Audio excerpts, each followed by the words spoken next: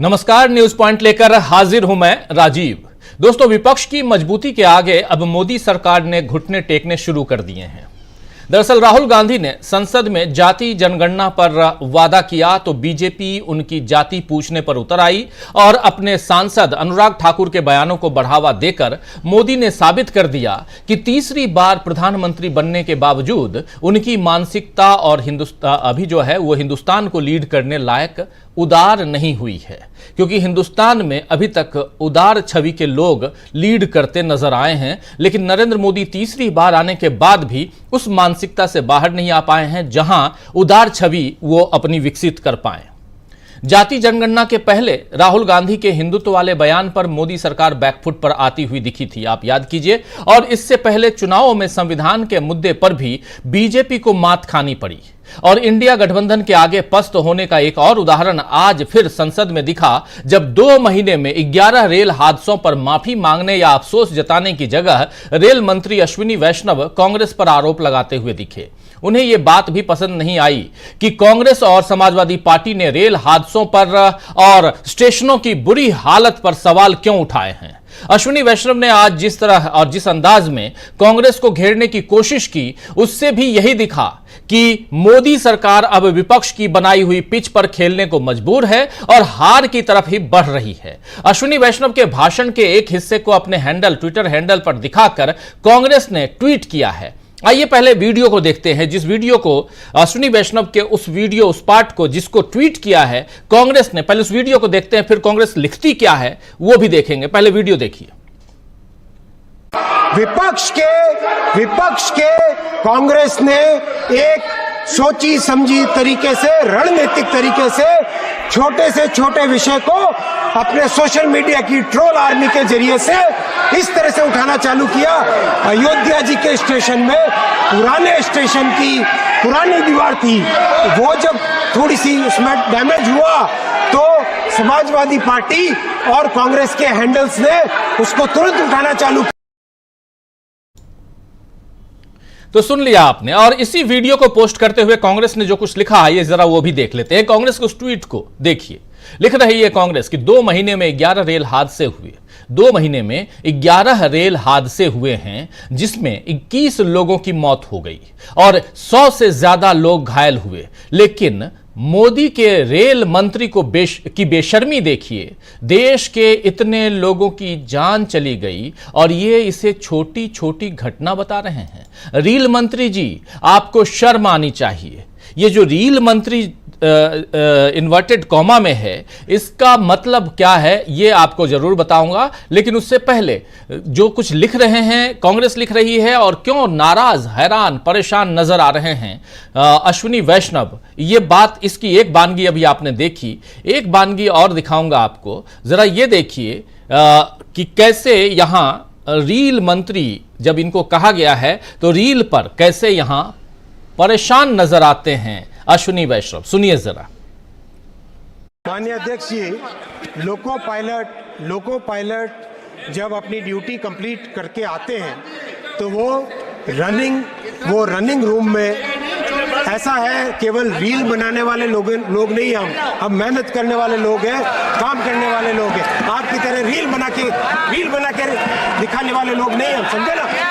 बैठो, बहुत हो गया, कुछ भी बोल देता है। माननीय अध्यक्ष जी, हाउस का ऑर्डर में लाए, ये क्या तरीका है? कुछ भी बीच में बोल देते हैं। माननीय अध्यक्ष जी, हाउस को ऑर्डर में लाइए, ये क्या तरीका है? कुछ भी बोल देते हैं। दरअसल मामला यह है कि रेल मंत्री जी को रेल मंत्री की संज्ञा दे दी गई है। रेल मंत्री के रूप में उनको अब जाना जाता है, इसलिए क्योंकि वो हादसे की जगह जब जाते हैं तो उसके बाद वो रील बनाते हैं, या कभी कभार रेल की विश्व स्तरीय सेवाओं का दावा करते हुए भी रील बनाते हैं। लेकिन यात्रियों की सुरक्षा और सुविधाओं पर बात नहीं करना चाहते हैं रेल मंत्री। दरअसल यह रवैया बिल्कुल मोदी सरकार के मुताबिक ही है, क्योंकि मोदी ने कभी भी किसी काम के लिए और उसमें हुए नुकसान की जिम्मेदारी खुद नहीं ली, और इसीलिए अब इस सरकार को टपकती हुई सरकार या लीकेज सरकार भी अब कहा जाने लगा है। लीकेज की हद केवल एयरपोर्ट या स्टेशनों पर ही आपने नहीं देखी दोस्तों, बल्कि अब तो वर्ल्ड क्लास बताए जाने वाले संसद भवन की छत भी टपकने लगी है।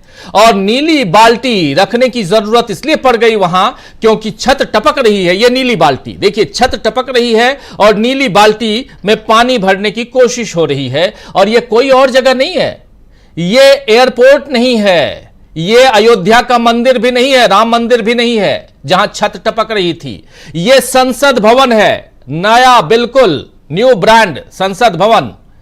वहां पर यह हालत है। इसकी दूसरी तस्वीर भी आपको दिखाता हूं, जरा दूसरी तस्वीर ले आइए। यह देखिए, इसी संसद भवन के अंदर की यह तस्वीर, बहते हुए पानी को देखिए आप चाहें तो नाव चला सकते हैं, वो नहीं तो कागज के नाव को तो चला ही सकते हैं। यह स्थिति है इसी संसद भवन की, और 2 घंटे की बारिश में यह हालत हो गई। दरअसल नए संसद भवन में जिस तरह पानी भर गया, वो मोदी सरकार के काम के स्टैंडर्ड को बता रहा है। खैर, मोदी इस लीकेज पर ही चुप नहीं रहेंगे या चुप रहेंगे, ये तो आप समझ लीजिए, क्योंकि इसके लिए वो नेहरू जी को दोषी नहीं ठहरा पाएंगे। वो बार बार जो नेहरू जी पर जाते हैं, नेहरू जी तक अपनी बात लेके जाते हैं, वहां तक शायद अब नहीं जा पाएंगे, और जाने की कोशिश करेंगे तो शायद घेरे में आ जाएंगे। और ये सब कुछ आप देख रहे हैं। ये नीली बाल्टी कौन लेकर आ गया, इसके बारे में बहुत चर्चा चल रही है। तीसरी बार सत्ता में आने के बाद भी सरकार अगर बैकफुट पर है तो समझा जा सकता है कि उसके पेविलियन लौटने के दिन आ गए हैं। और इधर अपने ऊपर हो रहे तमाम हमलों को नजरअंदाज करते हुए राहुल गांधी और प्रियंका गांधी आज वायनाड पहुंचे दोस्तों, और पीड़ितों से मिले, उन्हें हौसला बंधाया। आप जानते हैं वायनाड में क्या कुछ हुआ है। लैंडस्लाइड, वो भी भारी बारिश के कारण, बादल फटने जैसी हालत। और ये विजुअल देखिए आप, ये वायनाड के विजुअल्स हैं। मणिपुर और हाथरस के बाद राहुल गांधी एक बार फिर पीड़ितों का दर्द बांटने के लिए वायनाड पहुंचे हैं, और मोदी हर बार ऐसे मौके पर गायब रहते हैं, इस बार भी गायब हैं। खैर, राहुल और प्रियंका ने आज वायनाड के हालात पर क्या कुछ कहा है, आइए जरा उसे सुन लेते हैं। राहुल गांधी और प्रियंका गांधी, पहले प्रियंका गांधी को सुनते हैं। वायनाड पहुंचे दोनों भाई बहन। आप जानते हैं कि प्रियंका गांधी वायनाड से चुनाव लड़ेंगी, क्योंकि राहुल गांधी ने अपनी सीट, वायनाड की सीट छोड़ दी है। लेकिन राहुल गांधी पहुंचे और साथ में प्रियंका भी पहुंची, और 250 से ज्यादा लोगों की जान चली गई। 2 दिन पुरानी बात है, लेकिन बहुत मुश्किल समय है वायनाड के लोगों के लिए। जरा सुनिए प्रियंका गांधी क्या कुछ कह रही हैं, सुनिए। और राहुल जी पूरे से कनेक्टेड है, आपको कैसा लगा और क्या कहेंगे इन लोगों के साथ, आपका कैसा रिश्ता है, कितना क्लोज है आप? I feel very similar to what my brother feels. We have spent the whole day meeting people who have suffered. It's an immense tragedy. We have met a little boy who was holding on for 6 hours trying to save his mother, and he failed. Not just his mother, his whole family. His whole family. And he managed to save his grandmother, but he failed to save his mother. We can only imagine the kind of pain that people are suffering. And as my brother said, they've lost their entire families. So we are here to give as much comfort and support as we can, to help in any way we can. And I am also very proud to see how everybody is coming together, not just from Wayanad and from Kerala, but from the whole country, to help everybody who is going through this. And I think that at times like this, all of us should just do everything that we can to support our countrymen and those who are suffering. There's been a big tragedy in Himachal as well today. I think perhaps over 40 people have passed away there as well in a very similar situation. So our condolences and wishes for them also to get over this tragedy as best they can, and all our support and help to everybody. And I just have no words actually. Ma'am, there are so many kids. Excuse me. There are so many kids who lost their whole family. Do you have anything in mind? और इसी मौके पर press से मुखातिब होते हुए राहुल गांधी ने जो बातें कही हैं वो और भी आपके दिल को छू सकती हैं। राहुल गांधी साफ साफ यहां कह रहे हैं कि आज मैं उस दर्द को महसूस कर रहा हूं जो दर्द मैंने अपने पिता को खोने पर महसूस किया था। आइए जरा सुन लीजिए। I feel how I felt when my father died. That I've seen so many people. I remember what I felt when my father died, And here people have not just lost a father, they've lost the whole family, entire family, brother, sister, mother, father.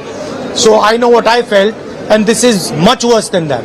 And it's not one person who's feeling it, it's thousands of people who are feeling it. So it's very, very sad. And I think we all owe these people respect, affection, and we should all be standing with them. And I'm very proud that a lot of people are standing with the people of Wayanad. In fact, the whole nation's attention is towards Wayanad. Look, I don't think this is the place or the time to talk about political issues. People here require help. So I think the time right now is to make sure that all the assistance comes. There are people here who are in shock. They need medical assistance. So I think those are the things we should be discussing. Let me finish. I'm not interested in politics right now. I'm interested in the people of Wayanad. I'm interested in them getting the best possible care, best possible protection, and being looked after for the future. I'd like to thank all the people who are working here, the doctors, the nurses, the administration, volunteers. I'm very proud of everyone who's working here, but it's very, very sad to see. And I'm sure that the whole nation is going to help the people of Wayanad. Thank you very much. तो राहुल गांधी को आप सुन रहे थे, उनसे पहले प्रियंका गांधी को भी आपने सुना, और वायनाड में दोनों आज थे और वहां के दुख दर्द को बांटने की कोशिश, तो दूसरों के दर्द को अपना बनाने का काम जिस तरह से राहुल गांधी कर रहे हैं, प्रियंका गांधी कर रही हैं, उसके सामने बीजेपी का कद अब बहुत छोटा लगने लगा है, पड़ने लगा है। क्या बीजेपी किसी तरह राहुल गांधी का मुकाबला कर पाएगी? आज इसी की चर्चा हम करेंगे, लेकिन उसके साथ साथ कैसे विपक्ष के एजेंडे में उलझ गई है सरकार, यह समझने की कोशिश। कैसे रेल मंत्री रील मंत्री बन जाते हैं और वो परेशान, हैरान परेशान होते हैं और अपनी बात सदन के अंदर कह देते हैं। ट्रोल आर्मी, कांग्रेस की ट्रोल आर्मी मुझे रील मंत्री बना रही है और सदन को सुचारू रूप से चलाइए, ये फरमान जारी कर देते हैं रेल मिनिस्टर। किसके सामने? तो ओम बिरला के लिए कह देते हैं। यह सब कुछ अभी आपने सुना, कुछ भी ज्यादा हम नहीं कह रहे हैं, बल्कि ये सब आपने सुना। और यहां से आपने देखा अभी 2 दिन पहले अनुराग ठाकुर के बयान को भी आपने सुना था, इसी सदन में, इसी संसद भवन में, वो जो कुछ कह रहे थे और राहुल गांधी के ऊपर सीधे गाली देने वाले अंदाज में जाति की बात उन्होंने कर डाली, उस पर भी एक बवाल मचा। उससे पहले राहुल गांधी ने जब हिंदू का मामला उठाया था तब भी बवाल मचा था। राहुल गांधी और विपक्ष ने जब संविधान का मसला उठाया तब भी बवाल मचा। तो संविधान से लेकर हिंदुत्व तक, हिंदुत्व से लेकर जाति आधारित जनगणना तक, और यहां से लेकर रील तक जो भी मुद्दा आता है, उस मुद्दे पर कैसे विपक्ष के सामने घुटने टेकते हुए बीजेपी दिखाई देती है, सत्ता पक्ष दिखाई देता है। इसके पीछे की कहानी क्या है? आखिर क्यों ऐसा हो रहा है कि अब एजेंडा तय कर रहा है विपक्ष और लड़खड़ा रही है, उलझ रही है सरकार? क्यों ऐसा हो रहा है? आइए उसी की तहकीकात करने की कोशिश करते हैं, तह में जाने की कोशिश करते हैं। हमारे साथ कुछ वरिष्ठ साथी जुड़े हुए हैं, उन सबसे पहले आपका परिचय करवाता हूं। देखिए, इस वक्त हमारे साथ 2 वरिष्ठ साथी जुड़े हुए हैं। अमलेंदु उपाध्याय जी हैं और डॉक्टर दीपक पाचपोर जी हैं। कुछ एक साथी और जुड़ेंगे, आप सबका स्वागत है। स्वागत, इस्तकबाल आप तमाम दोस्त साथी शुभचिंतक आप सबका जो अब तक जुड़ चुके हैं, जो जुड़ने वाले हैं इस कार्यक्रम में। और सीधा डॉक्टर दीपक पाचपोर जी आपके पास आना चाहता हूं। दीपक जी हमारे साथ जुड़ गए हैं, डॉक्टर प्रकाश हिंदुस्तानी जी भी। प्रकाश जी आपका स्वागत है। दीपक जी सीधे आपके पास आना चाहता हूं, एजेंडा तय कैसे हो रहा है और कैसे उसमें उलझ रही है सरकार, कैसे आप देखते हैं पूरे घटनाक्रम को?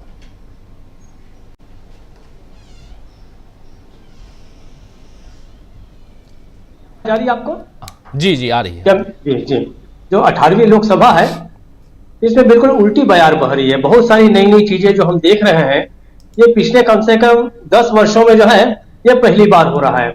आप याद कीजिए कि जिस समय अभिभाषण पर चर्चा हो रही थी, राष्ट्रपति के अभिभाषण पर, तब हमारे जो होम मिनिस्टर हैं, गृह मंत्री हैं, अमित शाह खड़े होकर कहते हैं कि हमें आप संरक्षण दीजिए ओम बिरला जी से।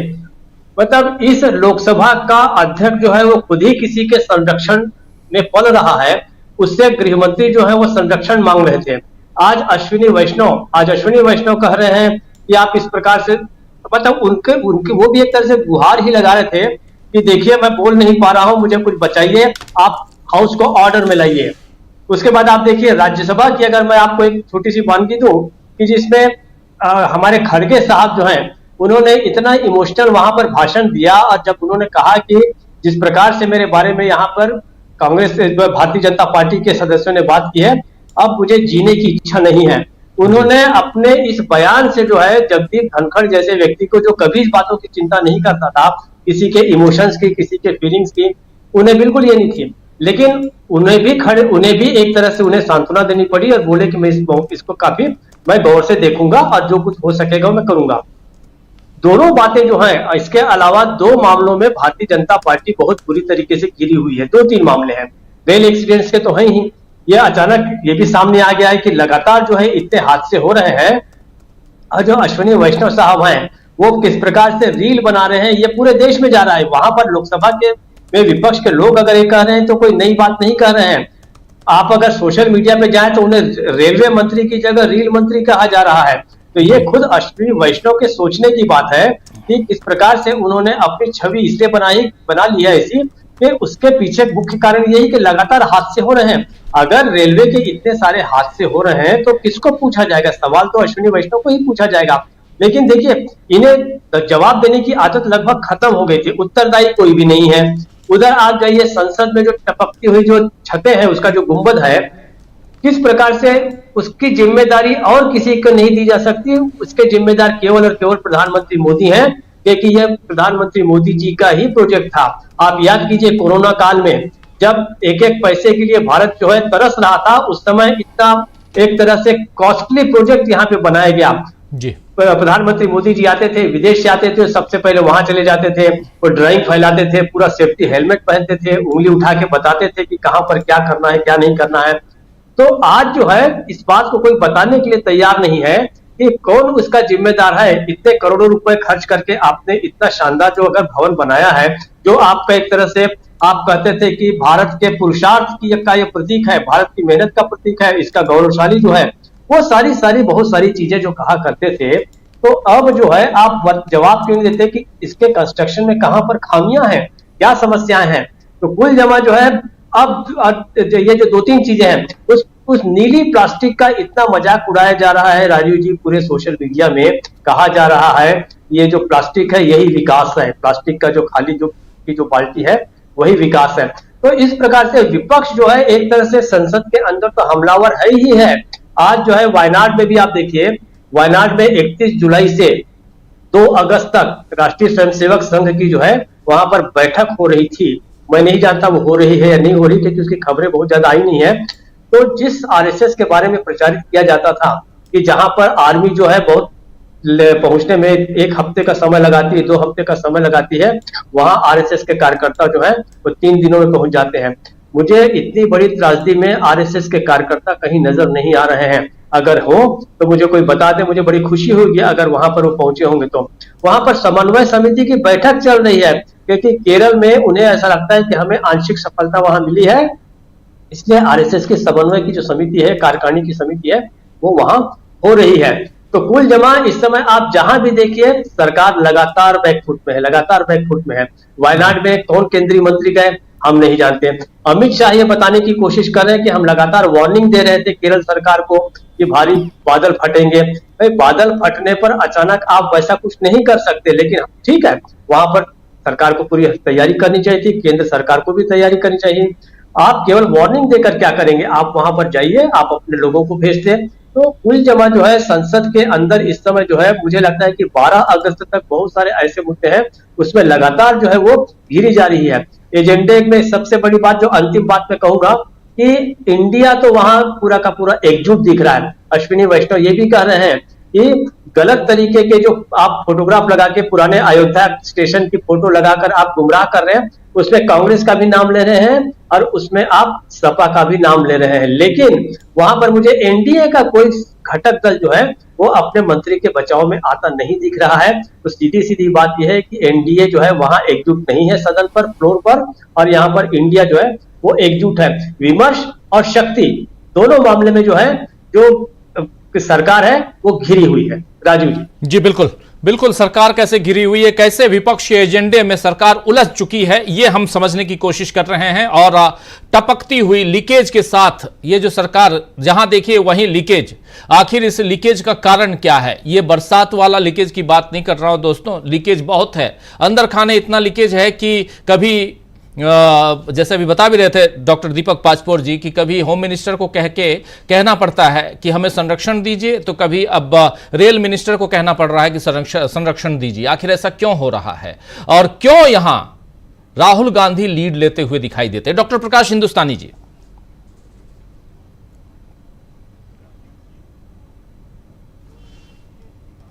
कही मेरी आवाज आप तक पहुंच रही जी, आ रही। जो लीकेज की बात है, इस देश में यह बात साबित हो गई कि कश्मीर से कन्याकुमारी भारत एक। गरीबों के घरों में लीकेज है, स्कूलों कॉलेजों में लीकेज है, और संसद भवन में भी लीकेज है, और A1 की अट्टालिका में भी लीकेज था कुछ दिनों पहले तक, तो अब शायद ठीक हो गया है। तो लीकेज पूरे देश में चल रहा है, लेकिन जो लीकेज हमारी परिस्थिति में है, हमारी संसद में जो लीकेज है, जो विचारों का लीकेज है, उसके बारे में बात करना बड़ा मुश्किल है। एक अबरार काशिफ साहब, एक साहब हुए शायर हुए, उन्होंने दो शेर कहे हैं। एक आंसू भी बहुत है बहर ईसाल सवाब, हम गरीबों के लिए दरिया बहाया मत करो, लोग अफसाना बनाते हैं जरा सी बात का, तुम हमारे नाम पे नजरें झुकाया ना करो। तो अब नजरें झुकाने की बारी है माननीय रेल मंत्री की, और रेल मंत्री अब जवाब दे रहे हैं। कभी मोटरसाइकिल पे जाते थे, कभी किस तरह बड़े बड़े अच्छे नाटक इस देश में हैं, क्योंकि सारी चीजें इस देश में ऊपर से नीचे की ओर बहती हुई आ रही हैं। सारी परंपराएं ऊपर से नीचे की ओर बहती हुई आ रही हैं। ऊपर जो हो रहा है वही नीचे भी हो रहा है। और जिस तरीके से राहुल गांधी पे आक्रमण किया गया, और राहुल गांधी ने जिस तरह वायनाड की बात की, वायनाड जाने की बात की, यहां तक कि राहुल गांधी वायनाड कल नहीं पहुंचे, इस प्रतिक्रियाएं हुई। लोगों ने कहा देखिए राहुल गांधी नहीं आए, लेकिन दूसरे लोग आ गए, शायद राहुल गांधी को ही दिक्कत है। और आज राहुल गांधी पहुंचे हैं, मरहम लगा रहे हैं लोगों के जख्मों पर। और आश्चर्य है कि इतने बड़े हादसे के बाद गृह मंत्री आरोप प्रत्यारोप कर रहे हैं, वे केरल के मुख्यमंत्री पर इल्जामात लगा रहे हैं, कह रहे हैं कि देखिए केंद्र ने तो पहले ही एहतियात बरतने के लिए कहा था, जबकि ऐसी कोई बात थी नहीं। एहतियात बरती भी गई होती, एहतियात बरतने की बात जो कही जाती है वो जनरल रूटीन में कही गई होगी, इस तरह की विशेष एहतियात की बात नहीं की गई थी। लेकिन जो हादसे हुए, देश में जो गंभीर मामले हुए, उसकी तरफ चिंता कम है। और हमारे देश के सत्तारूढ़ दल के नेताओं को चिंता है सदन में किस तरह अपना मुंह बचाया जाए। रेल दुर्घटनाएं इस कदर हो रही हैं, आप कल्पना करिए कि दर्जनों में होने लगी रेल दुर्घटनाएं, और मरने वालों की संख्या सैकड़ों में होने लगी। जो रेल दुर्घटनाएं कभी कभार ही होती थी। सवाल यह कि आप पूरे सिस्टम को ही तहस नहस कर देंगे। रेलवे का प्राइवेटाइजेशन करने के बहाने कर्मचारियों की कटौती करते जाएंगे, कर्मचारियों को सुविधाएं नहीं देंगे, अस्थायी कर्मचारियों ठेके पर काम चलाते रहेंगे, तो क्या होगा? यही होना है। और जिस तरह हमारी संसद की इमारत टपक रही है, जिस तरह दुर्घटनाएं दिल्ली में हो रही हैं, जिस तरह से देश में आतंकी हमले हो रहे हैं, ये सारी चीजें बहुत ही चौंकाने वाली है और चकित करने वाली है कि जो कहते थे कि हमारा 56 इंच का सीना है और घर में घुस के मारेंगे, वो आज किस तरह मुंह छुपाए फिर रहे हैं। बात कहने के लिए उनके पास कुछ भी नहीं है सिवाय इसके कि कैसे भी करके अपना चेहरा बचाया जाए। चाहे गृह मंत्री जी हों, चाहे प्रधानमंत्री जी हों, चाहे अन्य सांसद हों, अब उनके सामने सत्तारूढ़ पार्टी के सांसदों के सामने या एनडीए के सांसदों के सामने अपनी छवि बचाने के लिए बड़ी मुश्किल का सामना उन्हें करना पड़ रहा है। वे जिस छवि की बात करते थे, जिस छवि को लेकर वे सत्ता में आए थे, वो छवि तो लगातार टूटती ही जा रही है। और अब उनके सामने चिंता ये है कि वो आखिर करें तो करें क्या।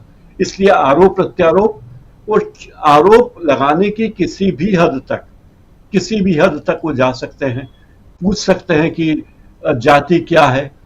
और विपक्ष ने जिस तरह अपनी एकता का परिचय दिया है, खासकर इंडिया गठबंधन के दलों ने, ये सत्तारूढ़ पार्टी के लिए बड़ी गंभीर चुनौती है और वे उससे पार नहीं पा रहे। दरअसल पूरी सत्तारूढ़ पार्टी, पूरे एनडीए को ही परेशानी इस बात की है कि जो 10 साल हमने बड़े ही आराम से बिताए थे, बिना किसी दुविधा के बिताए थे, जो चाहा वो किया, जो चाहा वो कहा, जैसे चाहा वैसा किया, अब वो नहीं कर पा रहे हैं क्योंकि उनके सामने तगड़ा विपक्ष है और वो तगड़ा विपक्ष एक है। दूसरी तरफ बीजेपी के अपने दल छोड़ सहयोगी दल छोड़ जा रहे हैं, चाहे राज्यसभा की बात करें या लोकसभा की बात करें। तो चिंता प्रधानमंत्री जी के सामने, गृह मंत्री जी के सामने बहुत सारी हैं और वे कैसे उन चिंताओं से पार पाएं, उनके लिए सबसे पहली बात तो ये है। दूसरी बात तो है कि देश की हालत जो सुधारने की बात वो करते थे, जो बजट में बात करते थे, दावे करते थे, वो नहीं कर पा रहे हैं। लेकिन अपनी छवि बनाने के लिए वे कुछ भी किए जा रहे हैं। अब मध्य प्रदेश में राजीव जी आज अखबारों में पूरे पेज के पहले पेज के विज्ञापन छपे हैं जिसमें बहनों की बात की गई है, राखी की बात की गई है। तो मुझे लगता है कि हमारे मध्य प्रदेश में 29 में से 29 सीटें रहने वाले प्रदेश में जनता विधानसभा चुनाव में विधायक या मुख्यमंत्री नहीं चुनती, मामा चुनती है। पहले शिवराज मामा थे और अब जब नए मामा आए वो भी अपने अखबारों में फोटो ऐसे छपवा रहे हैं और अपने उल्टे हाथ में राखी बंधवा रहे हैं बहनों से। तो राखी के पहले राखी बंधवा रहे हैं और तस्वीरों में है, मतलब विज्ञापन प्रचार, इसके अलावा कोई काम करने की जरूरत उन्हें महसूस नहीं होती। राजीव जी बिल्कुल आप सही कह रहे हैं। और चाहे मध्य प्रदेश हो, चाहे केंद्र की सरकार हो, और खासकर केंद्र की सरकार की बात करें तो यहाँ पर लगातार जब से ये सरकार बनी है और संसद का ये दूसरा सत्र चल रहा है, पहले सत्र जो पहला स्पेशल सेशन था जहाँ पर ओम बिरला की नियुक्ति हुई और सबने ओथ लिया सांसदों ने, और उसमें भी आपने देख लिया। वहीं पर प्रधानमंत्री ने भी भाषण दिया था, राहुल गांधी ने भी भाषण दिया था। राहुल गांधी के भाषण में हिंदुत्व का मसला आया और राहुल गांधी ने साफ साफ कहा कि आप बीजेपी वाले और खासकर नरेंद्र मोदी, बीजेपी और आरएसएस ये असली हिंदू नहीं है, और यहां से परेशानी बढ़ी और उस पिच पर खेलते हुए सत्ता पक्ष नजर आया। अभी जाति जनगणना की जब बात हो रही है तब भी सत्ता पक्ष जो है वो परेशान नजर आता है। चाहे रील वाले मंत्री जी की बात हो तब भी वो परेशान नजर आते हैं। आखिर इन परेशानियों का कारण क्या है? और इन सब के बीच ऐसी घटनाएं घट जाती हैं, चाहे वो हाथरस की घटना हो, चाहे मणिपुर की घटना हो, या चाहे वायनाड की घटना हो, या हिमाचल प्रदेश में बादल फटने की घटना हो। इन तमाम घटनाओं पर आखिर नरेंद्र मोदी खामोश क्यों रहते, चुप क्यों रहते हैं? उनकी चुप्पी के क्या कारण हैं? क्या यहां पर बुरी तरह फंस चुके हैं नरेंद्र मोदी? क्या विपक्ष के एजेंडे के तहत उलझ गई है ये सरकार? हमारे साथ दो और साथी जुड़ गए हैं, धनंजय कुमार जी भी जुड़ गए हैं और प्रोफेसर रविकांत जी भी जुड़ गए हैं। आप दोनों का भी स्वागत करता हूं और एक बार फिर से स्वागत, इस्तकबाल आप तमाम दोस्तों साथी शुभचिंतक का जो आप सब बाद में जुड़े हों, आप सबका एक बार फिर से स्वागत। आना चाहता हूं प्रोफेसर रविकांत जी आपके पास, कैसे देखते हैं आप, कैसे इस उलझन में यानी उलझी हुई सरकार और उसमें विपक्ष जो है वो एज लेता हुआ दिखाई देता है? देखिए राजीव जी, ये सरकार तो पहले दिन से ही खतरे में है, दो बैसाखियों पर चल रही है। लेकिन नरेंद्र मोदी की जो अपनी राजनीतिक स्टाइल है वो हमेशा ऑफेंसिव राजनीति की रही और वो इस बात को स्पष्ट करना चाहते हैं कि हम कहीं से भी कमजोर नहीं, इसलिए लगातार उसी तरह की भाषा को बोलना, पार्लियामेंट के भीतर भी, पार्लियामेंट के बाहर भी, और वो भी उनकी पुरानी शैली है कि जब भी देश विपदा में हो, जब भी लोग संकट में हो तो गायब हो जाना, खामोश रह जाना, अदृश्य हो जाना। वो नरेंद्र मोदी जो 8-8 कैमरे लेकर के चलते हैं और अचानक कोई विपदा आती है तो गायब हो जाते हैं जी। इस बार जो विपक्ष है, अब आप पिछले 10 साल से तुलना इस समय कीजिए। 10 साल तक जब विपक्ष उतना मजबूत नहीं था तब आपने लीडर ऑफ अपोजिशन तक नहीं बनाया, जबकि इस देश की परंपरा ये रही है, ये नेहरू जी से ज्यादा तो मजबूत नहीं रहे, लेकिन नेहरू जी के भी समय पर लोहिया जब बोलने के लिए खड़े होते थे तो पूरे पार्लियामेंट में लोग सुनते थे, इवन नेहरू जी बैठ करके सुनते थे। अगर आप पॉलिटिकली देखें तो डॉक्टर लोहिया कोई मजबूत नहीं थे क्योंकि उनके पास भी उतनी सीटें नहीं थी। अगर आप केवल पॉलिटिकल ताकत इसी को मानते हैं कि साहब कितनी सीटें हैं, लेकिन असल में विपक्ष को यह माना जाता है कि वो असली जनता का रिप्रेजेंटेटिव है। सरकार कई बार गलत फैसले लेती है, गलत नीतियां बनाती है, तो उस पर अंकुश लगाने का काम जितना मीडिया का होता है उतना ही विपक्ष का होता है। इसीलिए माना जाता है कि विपक्ष और मीडिया एक साथ चलता है। यहां तो मीडिया भोंपू बन चुका है सरकार का, विपक्ष की आवाज को दबाया गया था उस समय, लेकिन आज स्थितियां उल्टी हुई हैं। आज एक मजबूत विपक्ष है और उसमें विपक्ष के लीडर के रूप में राहुल गांधी जैसा व्यक्ति है, जिसके अब पूरे आप पॉलिटिकल करियर को देखें तो हमेशा दलितों, पिछड़ों, आदिवासियों, वंचितों की बात करने वाले। और ये कोई अचानक इधर जो लोग कहते हैं ना कि 2-3 साल में राहुल गांधी बहुत सक्रिय हुए हैं या बहुत दलितों, आदिवासियों की बात करने लगे हैं, आप बिल्कुल शुरुआती दौर से देखेंगे 2004 से, तो आपको वो दिखेंगे जब दलितों के घरों में जाते थे, उनकी समस्याओं को सुनते थे। आज वो रामक्षेत्र के दुकान पर जाते हैं तब भी उस दर्द को महसूस करते हैं, रामक्षेत्र के लिए मशीन भेजते हैं। ऐसा लीडर ऑफ अपोजिशन आज देश को मिला है। ये विपक्ष को नहीं मैं मानता हूं, ये देश के लिए लीडर ऑफ अपोजिशन है जो लगातार लोगों के साथ खड़ा हुआ है। जो आप वीडियो दिखा रहे हैं वायनाड में, अब वो स्मृति ईरानी कहां गई हैं जो उस समय ताल ठोक रही थी कि वायनाड में हम राहुल गांधी को हराएंगे। असल में अब जाना चाहिए ना। अभी जो दीपक जी कह रहे थे कि अब आरएसएस कहां है, दीपक जी आरएसएस तो कोरोना काल में भी नहीं दिख रहा था, उस समय भी वो गायब था। इनको देश के लोगों से कोई मतलब नहीं है, इनको सिर्फ सत्ता से मतलब है। ये सत्ता को ही देश कहते हैं। तो आरएसएस की मंशा तो पहले से भी ऐसे ही रही है और अभी भी वही है, लेकिन विपक्ष इस बार इतना मजबूत है और जनता के मुद्दों को बराबर उठा रहा है। वही वजह है कि रेल मंत्री हो, अनुराग ठाकुर हो, उनका अपना वो पूरा सामंतवाद खुल करके सामने आ जाता है। अनुराग ठाकुर तो पूछने लगते हैं कि भाई उनकी तो जाति नहीं पता है। अब राहुल गांधी की जाति पता करनी है तो कास्ट सेंसस करा लीजिए, खुद ही पता चल जाएगा। इतना ज्यादा इंटरेस्ट है राहुल गांधी की जाति पूछने में। और आपकी नीयत क्या है, राहुल गांधी को अपमानित करने के लिए और राहुल गांधी के बहाने इस देश के दलितों और पिछड़ों को अपमानित करने के लिए।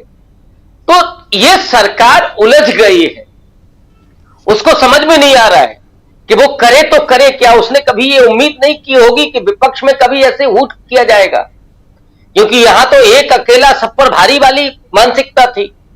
यहां तो आवाज को दबाया जा रहा था, पहले माइक बंद हो रहा था, लेकिन अब तो राहुल गांधी बोल देते हैं कि साहब आवाज नहीं आ रही है या कैमरा गायब हो गया है, तो अब तो वो भी करने की स्थिति में नहीं है। तो इसलिए ये जो बदहवासी दिख रही है आपको, 2 महीने में 11 रेल एक्सीडेंट हुए, 21 लोग मर गए, जवाबदेही किसकी है? कौन तय करेगा, किसकी जिम्मेदारी होगी? लेकिन रेल मंत्री या तो रेल बनाने में व्यस्त होते हैं और जब पार्लियामेंट में जवाब देने के लिए खड़े होते हैं तो अबे और तबे पर उतर आते हैं। ऐसा आपने कभी रेल मंत्री देखा या कोई मंत्री इस तरह का बेशर्म बेहया देखा? अपनी जिम्मेदारी से आप मुक्त होना चाहते हैं तो छोड़ दीजिए, क्या जरूरत है? नरेंद्र मोदी की वजह से देश थोड़ी ना चल रहा है, अश्विनी वैष्णव की वजह से रेल मंत्रालय चला। लेकिन राजीव जी, मैं एक बहुत बड़े मुद्दे की तरफ आपका ध्यान आकृष्ट करना चाहता हूं और आपके मार्फत इस देश के लोगों का। ये जो रेल एक्सीडेंट हो रहे हैं, ये बहुत बड़े साजिश का हिस्सा लगते हैं। ऐसा लगता है कि जैसे अब रेलवे को बेचने की तैयारी हो रही है। जो A1 और A2 है, अंबानी और अडानी, इनके हाथ में सौंपने की तैयारी हो रही है। आप दिखाइए कि साहब फेल हो गया है पूरा सिस्टम, हम चला नहीं पा रहे हैं, ठेके पर बहुत अच्छे से चलेगा, तो आप रेल को भी बेच देंगे। क्योंकि आपने पहले एयरपोर्ट बेच दिए, रेलवे स्टेशन बेच दिए, बचा क्या है? बनाती सरकार है, और किसके जरिए बनाती है? कहां से पैसा आता है? मिडिल क्लास के पॉकेट से निकलता है। वही मिडिल क्लास जिसको रगड़ करके रख दिया है मोदी जी ने। और निर्मला सीतारमण जी का जो हलवा है वो वहां तक नहीं पहुंच रहा है। उनको बेचारों को क्या मिल रहा है? वो सरकार जिस तरह से मिडिल क्लास को पस्त कर रही है, उसी के पैसे से, उसके टैक्स से जो कुछ भी बनकर के तैयार होता है वो किसको सौंप दिया जाता है लाभ के लिए? वो सौंप दिया जाता है अंबानी अडानियों। तो क्या रेलवे को भी सौंपने की तैयारी चल रही है? जो सबसे ज्यादा रोजगार रेलवे में मिला हुआ था, अब तो वो भी नहीं है। उनको भी बेरोजगार करने की तैयारी है क्या? ये बड़ा मुद्दा है और इस पर देश के लोगों का ध्यान जाना चाहिए कि ये हल्का फुल्का मामला नहीं है, ये पूरी साजिश चल रही है। भाई यही, अब तो टेक्नोलॉजी इतनी हाई फाई है, रेल दुर्घटनाएं कम होनी चाहिए। मैं ये मानता हूं कि भाई खत्म नहीं हो सकती, कभी गलती हो सकती, ह्यूमन एरर भी हो सकता है, लेकिन जब टेक्नोलॉजी इतनी मजबूत है कि जहां ट्रैक पर कौन सी गाड़ी कितनी दूर पर चल रही है ये आप देख सकते हैं, तो कैसे गलती हो रही है? इसीलिए मैं कह रहा हूं कि ये किसी साजिश का हिस्सा तो नहीं है। ये देश को, देश के लोगों को, ये विपक्ष को समझना होगा और इसको एक्सपोज करने की जरूरत है। राजीव, बिल्कुल बिल्कुल आप सही कह रहे हैं, इसको एक्सपोज करने की ज़रूरत है। और यहाँ बहुत इम्पॉर्टेंट बात आप कह रहे थे कि आखिर क्यों इतनी रेल दुर्घटनाएं हो रही हैं, ये बहुत इम्पॉर्टेंट बात है। और पिछले 2 महीने में, लगभग 2 महीने का वक्त गुजरा है और उसमें अगर 11 दुर्घटनाएं रेल की हो गई, पटरी से अगर गाड़ियां उतर गईं, डब्बे उतर आए, मौत हो गई, एक नहीं कई, तो इसके पीछे का कारण क्या है, राज क्या है, इसको समझना होगा। और ये बहुत इंपॉर्टेंट है आप जो बात यहाँ रख रहे हैं प्रोफेसर रविकांत जी। जरा और आगे बढ़ते हैं, धनंजय जी आपके पास आना चाहता हूँ। धनंजय जी, राजनीति, सियासत या पॉलिटिक्स जो भी कह लें, और इसके इर्द गिर्द देश चलता है और देश को उसी हिसाब से ढालने की कोशिश होती है। नरेंद्र मोदी की पॉलिटिक्स जो है वो अब फंसती हुई, उलझी हुई दिखाई दे रही है। इसमें राहुल गांधी, अखिलेश यादव और ऐसे तमाम विपक्षी दलों के नेताओं को आप देख लीजिए। राहुल गांधी, अखिलेश यादव तो लगातार, और सबसे बड़ी एक बात जो अभी कह रहे थे, राहुल गांधी से उनकी जाति नहीं पूछी गई। प्रोफेसर रविकांत जी, वहां अनुराग ठाकुर ने राहुल गांधी से जाति नहीं पूछी, राहुल गांधी की जाति का पता नहीं है ये कहा। और अगर ये कह रहे हैं तो इसका मतलब इस समाज में, हम जिस समाज में पलते बढ़ते आए हैं, उस समाज में से गाली दिया बताया जाता है। उस समाज में अगर कहा जाता है कि जिसकी जाति का पता नहीं वो गणना की बात कर रहे हैं, ये कहा था ना, यही सेंटेंस है कि जिसकी जाति का पता नहीं वो गणना की बात करता है। बिल्कुल हूबहू जो सेंटेंस वहां वही रिप्रोड्यूस कर रहा हूं। क्या मतलब, क्या कहना चाहते थे अनुराग ठाकुर? ये आप, हम सब अच्छी तरह से, मैं नहीं चाहता हूं खुल के बोलूं, लेकिन अच्छी तरह से आप सब जानते हैं, हमारे तमाम दर्शक जानते हैं कि वहां वो जाति नहीं पूछ रहे हैं, वो गाली दे रहे हैं। लेकिन राहुल गांधी की भलमनसाहत देखिए कि वो इस पर भी माफ कर देते हैं। लेकिन क्या इतना के बाद भी, और आप बिल्कुल चढ़ने की कोशिश कर रहे हैं। अभी रेल मंत्री को आपने सुन लिया और किस ढंग से वो परेशान नजर आ रहे हैं कि मुझे रेल मंत्री इनके कांग्रेस के ट्रोल आर्मी के लोगों ने कह रहे हैं। धनंजय जी, क्या लगता है आपको, अब अगला चुनाव, चूंकि आप उस स्टेट में बैठे हुए हैं और अभी अभी एक नया सर्वे भी आया है आपके स्टेट में, मध्य प्रदेश, महाराष्ट्र में, जिसमें बीजेपी का इंटरनल सर्वे है और मात्र उसे 55 सीटें आ रही हैं 288 में से।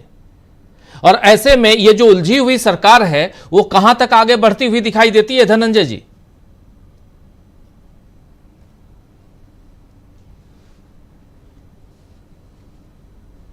अनम्यूट कर लीजिए प्लीज। आवाज आ रही है मेरी? जी आ रही बिल्कुल।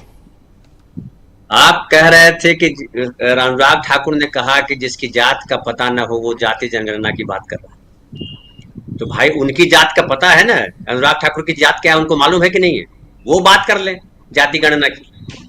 लेकिन जाति गणना जो है अब केवल सदन में राहुल गांधी के कहने तक नहीं रह गई है। अभी जो आज जो सुप्रीम कोर्ट का जो फैसला आया है, जो एसटी एससी के भीतर जो है कोटा के भीतर कोटा लाने की जो बात हुई है, बड़ी महत्वपूर्ण बात है। और वो ये भी कहा है कि आप विभाजन कर सकती है, करे स्टेट गवर्नमेंट, लेकिन उसके लिए प्रॉपर डाटा हो उसके पास। प्रॉपर डाटा का मतलब क्या होता है कि आप जाति गणना कीजिए, और जाति गणना का मतलब केवल नंबर मुंडी नहीं गिनना है कि कितने सर है, गिनना है कि जो लोग हैं उन्होंने 75 साल में कितनी तरक्की की, किसने तरक्की की, किसके पास कितने बच्चे हैं, किसके पास कितनी संपत्ति है, किसको नौकरी मिली, किसने पढ़ाई हासिल की, किसके पास जीने भर साधन है या नहीं है, तमाम चीजों की गणना करनी पड़ेगी। तो जाति गणना से जो है पीछा छुड़ाना अब बीजेपी के लिए आसान नहीं। और बीजेपी परेशान क्यों है? जाति गणना से परेशान इसलिए है कि बीजेपी हिंदू का खेल खेलती है। उनको दलितों से लेना नहीं है, आदिवासियों से लेना नहीं है, उनको गरीबों से लेना देना नहीं है। उनको लेना देना है कि आप हिंदू के नाम पे भीड़ खड़ी करनी है। आप देख लीजिए, कुछ और उदाहरण देकर के मैं महाराष्ट्र पे आता हूं।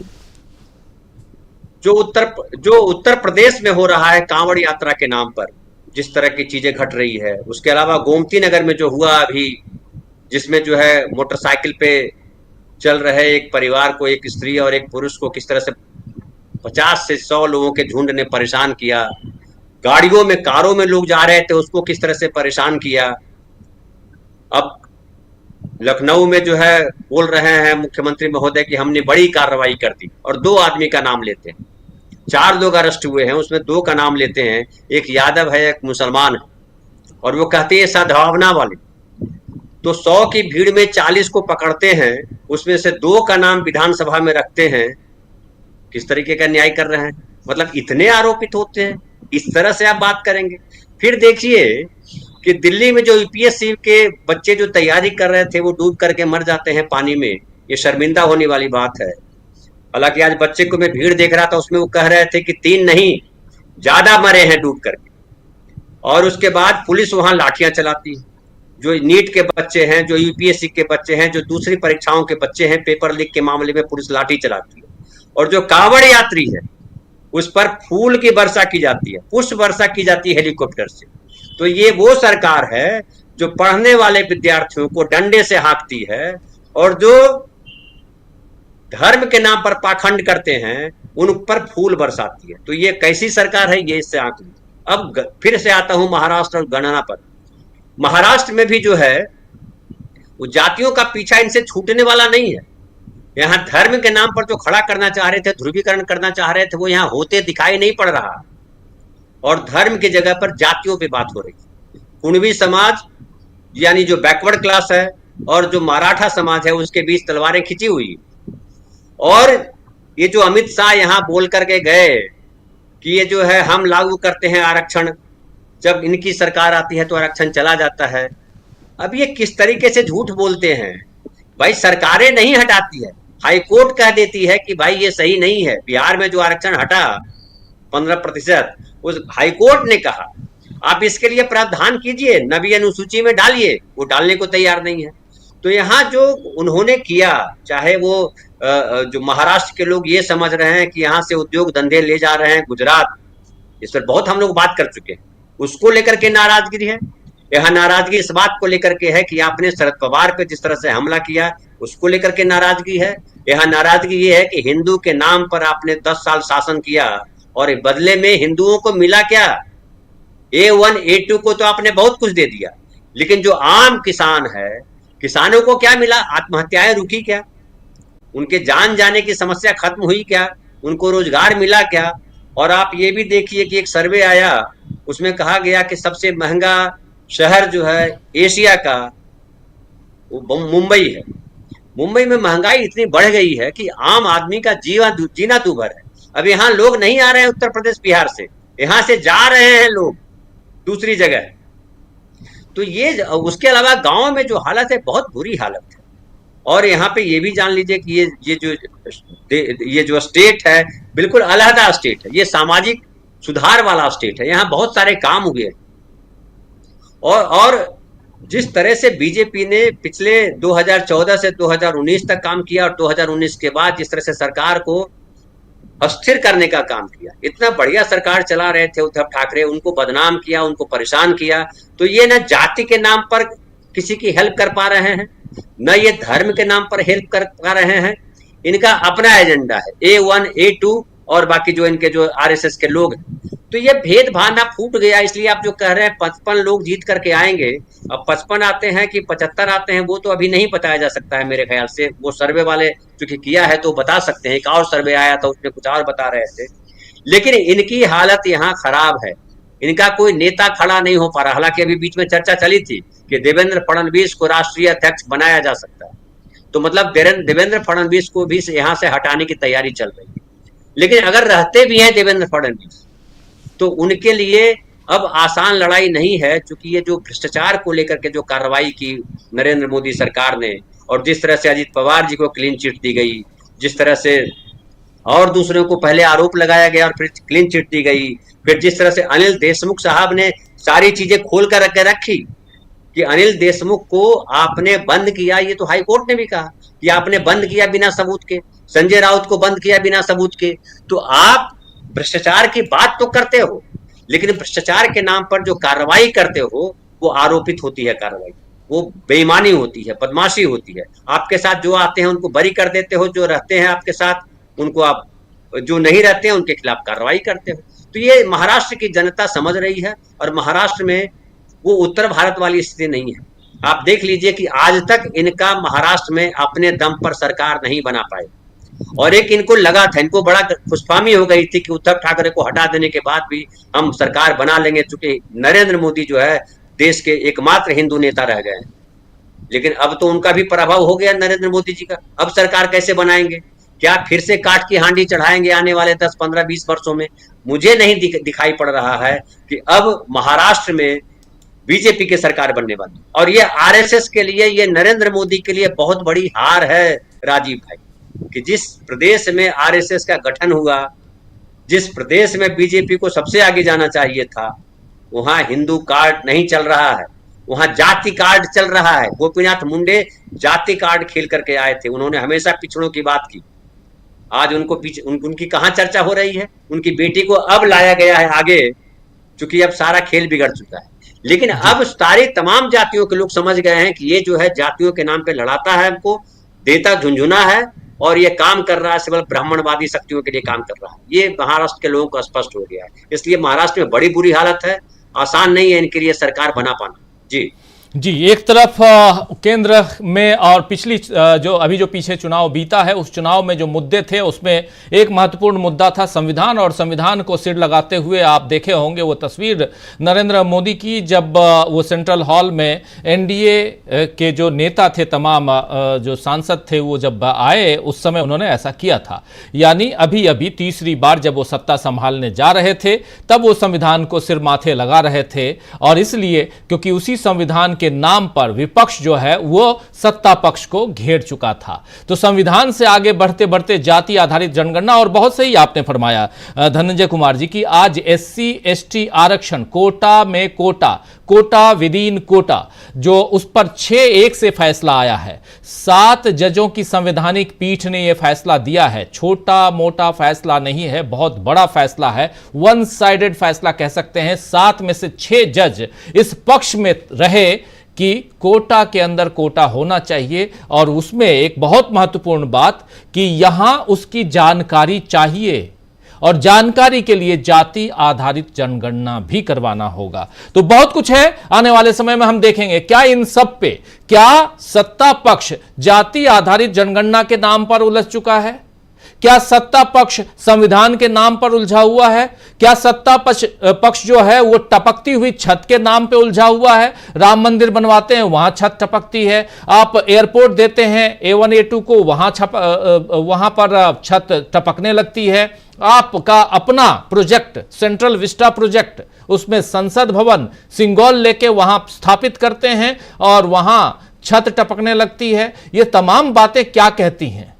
क्या टपकने का समय आ गया है? जरा अमलेंदु उपाध्याय जी आपसे समझना चाहता हूं। राजीव जी देखिए, आम का मौसम चल रहा है, और पश्चिमी उत्तर प्रदेश के लोग खास तौर से जानते होंगे कि जब आम पक जाता है तो पका हुआ आम जो है वो टप से नीचे गिरता है, और इसको टपका कहा जाता है। तो ये जो टपक रही है दीवारें, टपक रहे हैं बिल्डिंगें, तो ये टपका आम होने जा रही है राजीव। बस किसी समय भी टपक जाएगी, टपका हो जाएगी ये सरकार।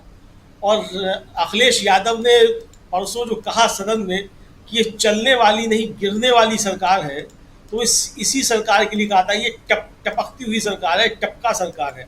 अब ये दिख रहा है राजीव जी कि किस तरीके से, चाहे वो विधानसभा हो उत्तर प्रदेश की, वहाँ जो स्थिति है, चाहे वो संसद की स्थिति है, और आज प्रमोद तिवारी ने राज्यसभा में खुलकर कहा कि भाई जरा देख लीजिए बाहर चल के कि जो सांसद यहाँ से गए हैं निकलकर वो कैसे गए हैं, और महिला सांसद जो हैं वो किस तरीके से निकल कर गई हैं इस बरसात में सदन में। तो ये राजीव जी, ये जिस तरीके से इनका विकास चमक रहा है, तो ये चमकता हुआ विकास जो है, ये प्लास्टिक की बाल्टी जो है, इसी तरीके से ये विकास इस समय दिखाई पड़ रहा है सरकार का। और जिस तरीके से ये टपकते हुए पानी को भर रही है बाल्टी, राजीव जी इस तरीके से लगता है कि पापों का घड़ा इस सरकार का भी अब जल्दी ही भरने वाला है। जैसे जैसे बाल्टी भरती जाएगी, सरकार के पापों का घड़ा भी लगता है भरता चला जाएगा। विपक्ष ने ऐसी राजीव जी तगड़ी बनावट की है कि इसमें सरकार उलझती जा रही है, और जितना निकलने की कोशिश करती है उतना और उलझती जा रही है। आप देखिए कि जातिगत जनगणना के सवाल को सुलझाने की जो कोशिश की थी, सोचा ये गया था कि राहुल गांधी के ऊपर हमला करके इस मुद्दे से ध्यान भटका दिया जाएगा। अब लेकिन हो क्या रहा, हो उल्टा रहा है। इतना ज़्यादा घिर गए कि प्रधानमंत्री नरेंद्र मोदी के खिलाफ ही लोकसभा में प्रिविलेज मोशन पेश कर दिया गया, और नरेंद्र मोदी हिम्मत नहीं जुटा पा रहे हैं कि सदन में आकर विपक्ष का सामना कर पाए। आप समझ लीजिए कि कितनी गंभीर स्थिति नरेंद्र मोदी के सामने हो गई है। अब अगर सदन में आते हैं तो विपक्ष सबसे पहले कहेगा कि नरेंद्र मोदी, आपने जिस व्यक्ति का वीडियो शेयर किया था उसके जो विचार है उस पर जरा अपने विचार प्रकट कीजिए। पहले तो आप किस किस की जाति जानना चाहते हो, जातिगत जनगणना के सवाल पर आपका रुख क्या है। तो नरेंद्र मोदी जवाब क्या देंगे राजीव जी इसका? ये नरेंद्र मोदी के सामने बहुत बड़ा संकट आ गया है। तो विपक्ष के एजेंडे में सरकार ऐसे ही उलझती चली जा रही है। अब देखिए वायनाड का मसला ये था जहाँ भूस्खलन हुआ है। अब वो एक प्राकृतिक आपदा थी, उस प्राकृतिक आपदा के समय अगर सरकार चाहती तो ओछी राजनीति से बच सकती थी। लेकिन कल गृह मंत्री अमित शाह ने जिन शब्दों का इस्तेमाल करते हुए राज्य सरकार को घेरने की कोशिश की, उसका राजीव जी उल्टा असर हुआ।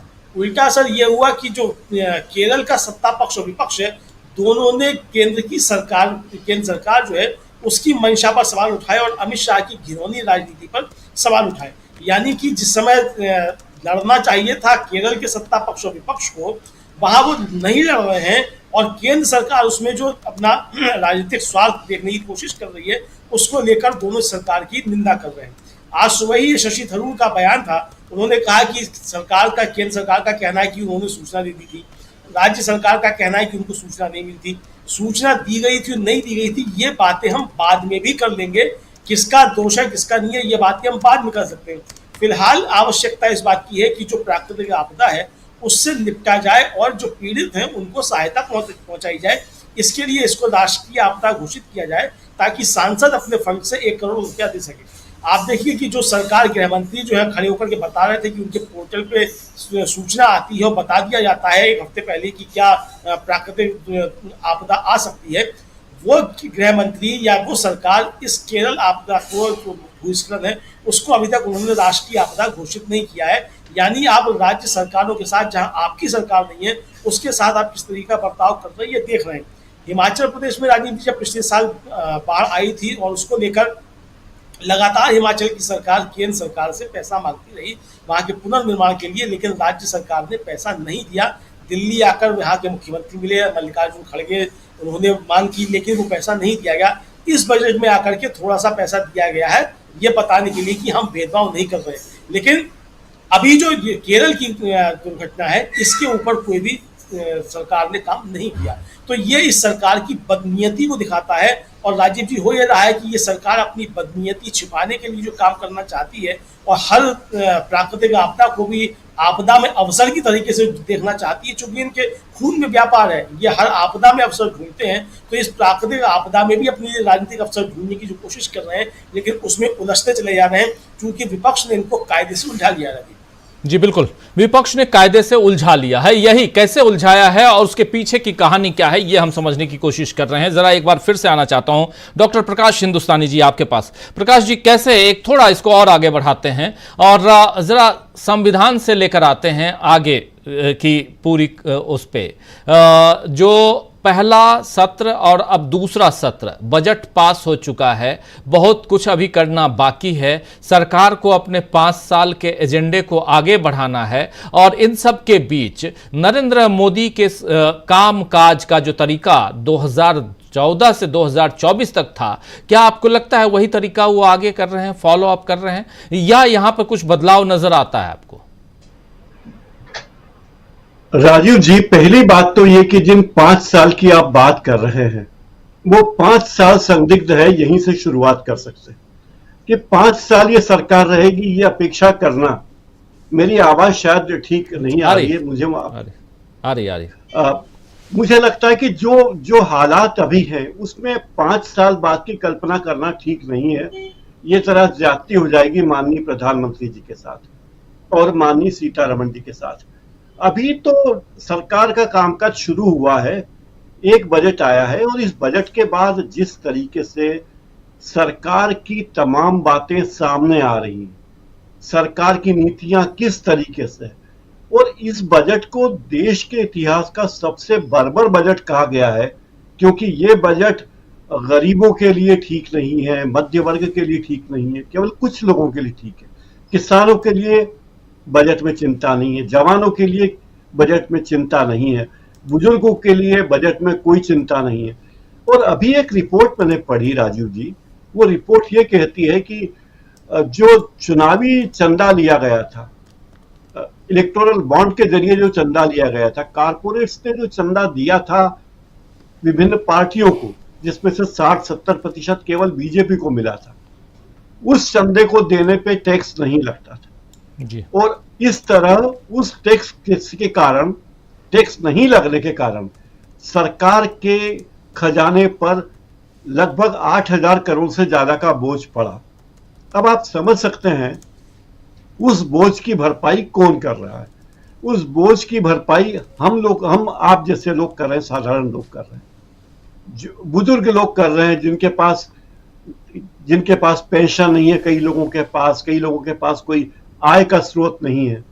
और सबसे बड़ी बात है कि हमारे बजट को जो देश की अर्थव्यवस्था की दिशा तय करने वाला होना चाहिए, उस दिशा के बजाय वो एक तंत्र, लूट तंत्र को बढ़ावा देने का बजट बन गया है। इस देश में मेरा यह अनुभव है कि आम लोगों की 3 चिंताएं हैं। पहली चिंता यह है कि बच्चों की पढ़ाई का खर्चा कैसे होगा, हर व्यक्ति की चिंता, पहली चिंता बच्चों की पढ़ाई। दूसरी चिंता यह है कि अगर हम बुढ़ापे में बीमार हो गए तो हमारा इलाज कौन कराए, और नंबर 3, अगर हम अक्षम रहे तो हमारी रोजी रोटी कैसे चले। बजट को चाहिए था, वित्त मंत्री जी को चाहिए था कि कोई ऐसी योजना बनाते कि लोगों को दीर्घकालिक लाभ होता। लेकिन आप देखिए शिक्षा में पूरे बजट में शिक्षा पर कितना खर्च, स्वास्थ्य पर कितना खर्च है। 1% खर्च भी हमारा शिक्षा और स्वास्थ्य पर नहीं है अगर असल अर्थों में देखें तो। ये एक तरह का धोखाधड़ी जिस तरह की जा रही है, और फिर रेलवे के नाम पर जिस तरह बातें कही जाती है, रेलवे का कोई जिक्र बजट में बहुत कम हुआ है। जो पहले अलग बजट आता था रेल का, और रेल में जनता, अब मुझे याद है कि जब प्लेटफॉर्म टिकट की कीमत 1 रुपए से बढ़कर 2 रुपए की गई थी तो इतना हंगामा हुआ था कि अरे प्लेटफॉर्म टिकट की कीमत महंगी हो गई, हम अपने रिश्तेदारों को छोड़ने स्टेशन पर कैसे जाएंगे। लेकिन अब इतने दूसरे तरीके से पतली गलियों से टैक्स लगाए जा रहे हैं कि उसके बारे में कुछ कहना मुश्किल है। सरकार जनता को पता ही नहीं चलने देती। एक और बात, सारे आंकड़े सरकार लोगों के सामने नहीं आने देना चाहती। बेरोजगारी का आंकड़ा क्या है सरकार बताना नहीं चाहती, निवेश का आंकड़ा क्या है बताना नहीं चाहती, जीएसटी में किन किन राज्यों पर कितना बकाया है बताना नहीं चाहती। अभी केरल के आपदा प्रबंधन पर जो मदद सरकार को करनी चाहिए, त्वरित मदद करनी चाहिए, उसकी कोई बड़ी गतिविधियां नजर नहीं आ रही। राहत और बचाव कार्य जरूर चल रहे हैं, लेकिन उनके पुनर्वास की व्यवस्था क्या होगी, सरकार ने कोई ऐसी बात नहीं सोची। उत्तराखंड, हिमाचल में भी यही हाल है। लेकिन सरकार की चिंता क्या है? सरकार की चिंता महाराष्ट्र है कि कैसे, मतलब इतनी व्यस्तता, इतनी परेशानी, राष्ट्रीय अंतर्राष्ट्रीय दुनिया भर में इतनी व्यस्तताएं हैं, लेकिन हमारे प्रधानमंत्री देवेंद्र फडणवीस से कल रात को मिलते हैं, उनके परिवार के साथ सेल्फी खिंचवाते हैं, और ये बताती है कि भैया नड्डा जी जाने वाले हैं, तैयार रहो देवेंद्र फडणवीस जी। यानी इस सब के बाद भी उन्हें चिंता अपनी पार्टी की। और जिस संघ हो रही है, संघ का सम्मेलन इंदौर में भी हो रहा है एक, जिसमें संघ के नंबर 2 आए हुए हैं और वो 4 दिन तक यहाँ रहेंगे, क्योंकि मध्य प्रदेश संघ का बड़ा भारी केंद्र है। लेकिन उनकी चिंता ये है कि हम अपनी ताकत कैसे बढ़ाएं, मजबूती कैसे बढ़ाएं। उत्तर प्रदेश के हाल देखिए तो योगी आदित्यनाथ जो कर रहे हैं, प्रधानमंत्री कह रहे कि गरीबों के घर दे रहे हैं और योगी जी घर उजाड़ रहे हैं, और बीजेपी के ही विधायक उनकी मुखालिफत कर रहे हैं।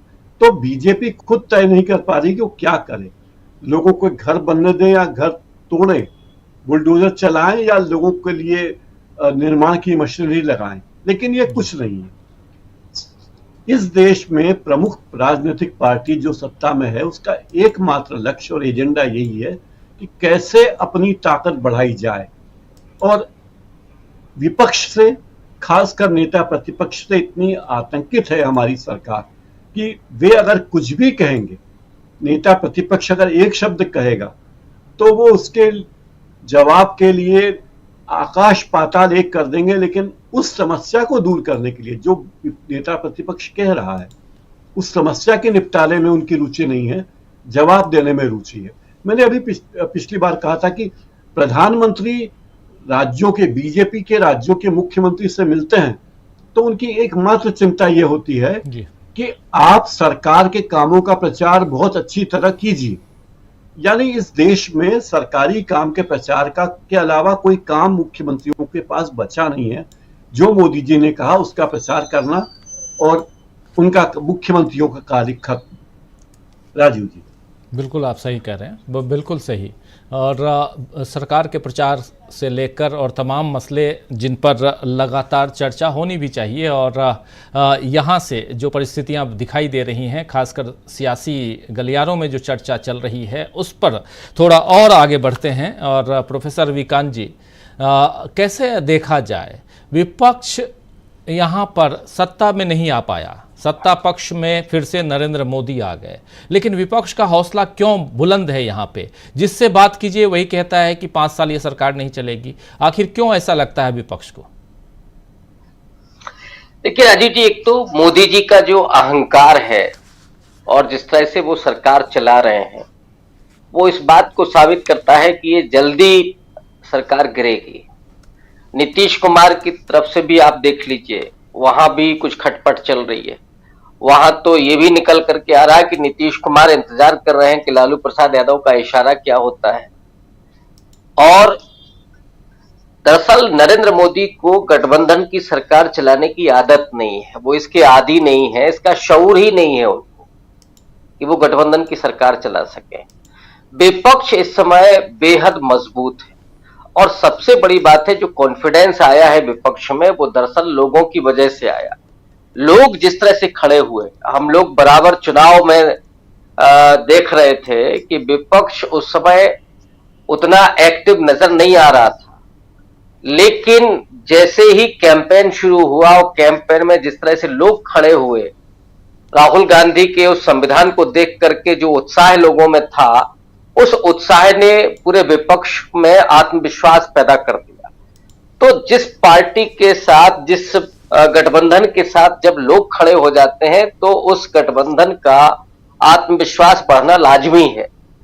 आज वही आत्मविश्वास झलक रहा है कि अगर जनता हमारे साथ खड़ी है, और ये तो हम सब जानते हैं कि 240 का आंकड़ा भी कैसे पहुंचा है जी। वो जो 5.5 करोड़ वोट है, वो जो बढ़े हैं अचानक चुनाव आयोग की कृपा से, अगर वो वोट नहीं बढ़े होते तो नतीजा क्या होता? वो 79 सीट, संभवतः 79 ही है, 79। उन सभी पर बीजेपी जीती है जहां पे वोट बढ़े हैं। अगर ये 79 सीट चली गई होती तो स्थिति क्या होती? दरअसल इस देश के लोगों ने नरेंद्र मोदी को चुनाव हराया, नरेंद्र मोदी को सरकार में बैठने का मैंडेट दिया ही नहीं है, वो जबरन उस पर बैठे हैं। इसलिए विपक्ष को ये कॉन्फिडेंस है, ये भरोसा है कि ये सरकार जल्दी ही गिरेगी और लगातार उसी तरीके से रवैया चल रहा है सत्ता पक्ष का। कि टैक्सेशन में आपने क्या किया, मिडिल क्लास को पूरा तबाह कर दिया, गरीबों के लिए कोई ऐसी योजना नहीं है, कोई रोजगार की योजना नहीं है, सरकारी नौकरियां देने का कोई वादा नहीं है। जो नौजवान दिल्ली में कोचिंग कर रहा है उसमें मर भी गए हैं 2-4 बच्चे, तो वो काहे के लिए कर रहे हैं? अगर नौकरी नहीं मिलेगी तो बेचारे जो मेहनत कर रहे हैं, घर वाले जो उनको पैसा भेज रहे हैं, उनकी सारी उम्मीदें खत्म हो जाएंगी। तो ऐसे में इस सरकार को कोई रहने का अधिकार ही नहीं बनता है। लेकिन नरेंद्र मोदी बिना सत्ता के चल नहीं सकते, ये उनकी प्रॉब्लम है। और बीजेपी के बहुत सारे लोग इस बात को भी जानते हैं कि सत्ता अगर बदल गई तो फिर क्या होगा। जो ईडी, सीबीआई, अभी तो आप उन एजेंसियों का दुरुपयोग कर रहे हैं, लेकिन अगर सच में भी उनका सदुपयोग होने लगा, दुरुपयोग तो छोड़ दीजिए, तो क्या होगा इन लोगों का। इस वजह से वो किसी भी तरीके से सत्ता में पकड़ अपनी रखना चाहते हैं, इसलिए उन्होंने चंद्रबाबू नायडू को कुछ दे दिया, इधर बिहार को कुछ दे दिया, बाकी सारे राज्यों को झुंझुना पकड़ा दिया।